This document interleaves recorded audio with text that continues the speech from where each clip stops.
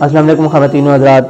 پی کے پوائنٹ سے میں ہوں حافظ بشیر احمد اور آپ دیکھ رہے ہیں پروگرام رمضان اور قرآن۔ محترم خواتین و حضرات، رمضان المبارک کے بابرکت مہینے کے آتے ساتھ ہی مسلمانوں کی ایمانی اور اعمالی اعتبار سے بہت ہی خوشگوار تبدیلیاں رونما ہوتی ہیں،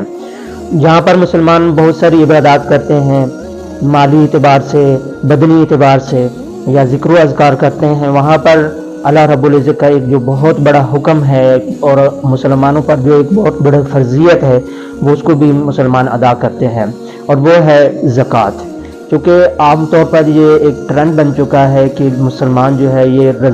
رمضان کے مہینے میں ہی زکوٰۃ کو ادا کرتے ہیں۔ اچھی بات ہے کہ رمضان میں صدقہ خیرات یا اپنی مال کی زکوٰۃ ادا کرنی چاہیے، لیکن اس میں ایک بات ذہن نشین کرنی چاہیے کہ جو رمضان ہے اس کے ساتھ براہ راست زکوٰۃ کا کوئی تعلق نہیں ہے۔ زکوٰۃ ایک الگ عبادت ہے، رمضان ایک الگ جو ہے فرضیت ہے مسلمان کو اوپر روزے۔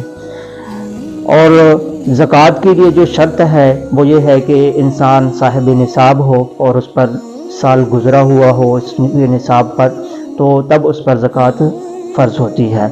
تو اب وہ ہوتا یہ ہے کہ کچھ لوگ اس پر زکوٰۃ ابھی ان کی پہلے ہی فرض ہو جاتی ہے، لیکن وہ اس کو ڈیلے کر کے یہ سوچ کر کے ہم رمضان آ رہا ہے، رمضان میں زکوٰۃ ادا کر دیں گے، تو یہ غلط چیز ہے۔ ہم کیونکہ زکوٰۃ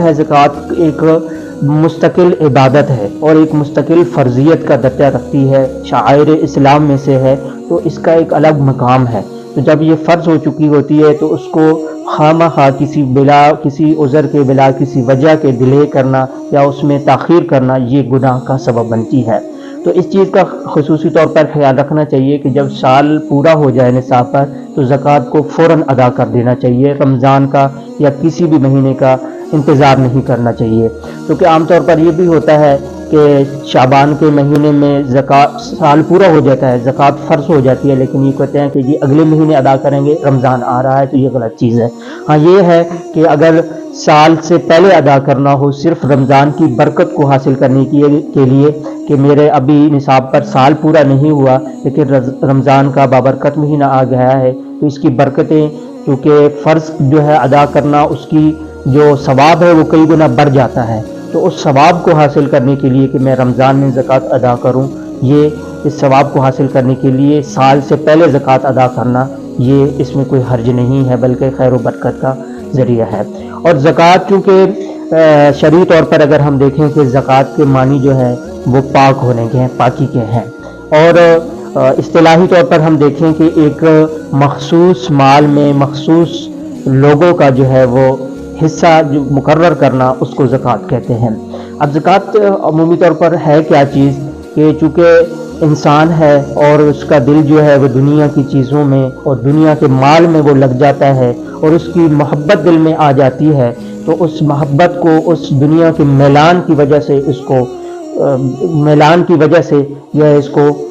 دنیا کی چیزوں سے رغبت ہو جاتی ہے اور مال کی طرف محبت زیادہ ہو جاتی ہے، اور اس کی وجہ سے وہ کئی طرح کی روحانی بیماریوں کا شکار ہو جاتا ہے، جیسے بے جا مال کی محبت ہے، بخل ہے، کنجوسی ہے، تو اس طرح کی بیماریوں میں اس کے دل میں پیدا ہونا شروع ہو جاتی ہے۔ تو ان کے ازالے کے لیے، ان کو ختم کرنے کے لیے اللہ رب العزت نے ہمیں زکوٰۃ کا جو یہ ایک نعمت ہے یہ دی ہے کہ ہم صدقہ کریں، زکوٰۃ دیں اپنے مال میں سے،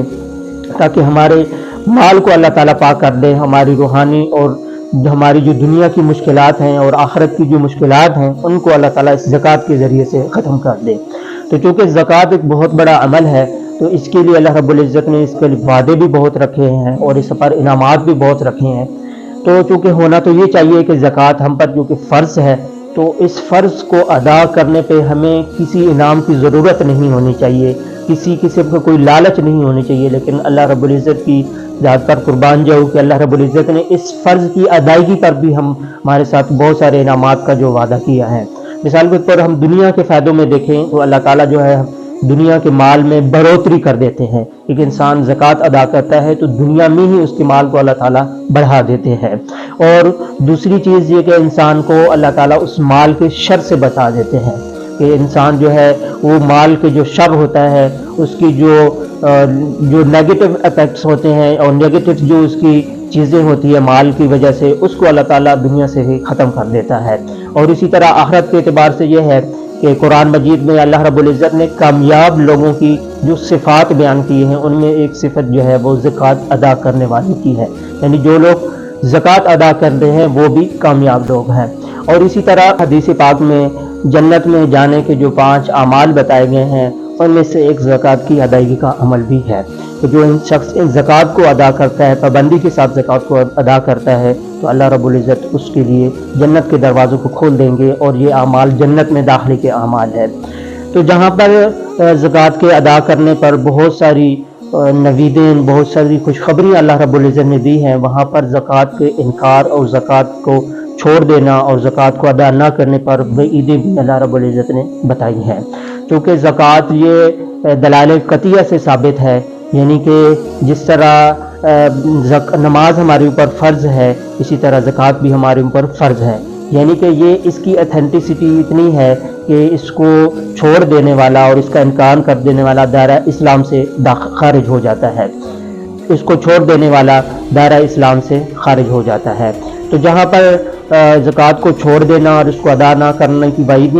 تو جہاں پر دوسرے اعمال یا دوسری چیزیں ہم علماء سے سیکھ کر کرتے ہیں، تو وہاں پر اس زکوٰۃ کے معاملے میں ہم علماء سے سیکھ کر جو ہے اس زکوٰۃ کو ادا کرنے میں میزبان حافظ بشیر احمد کو اجازت دیجیے اور دیکھتے رہیے PK پوائنٹ۔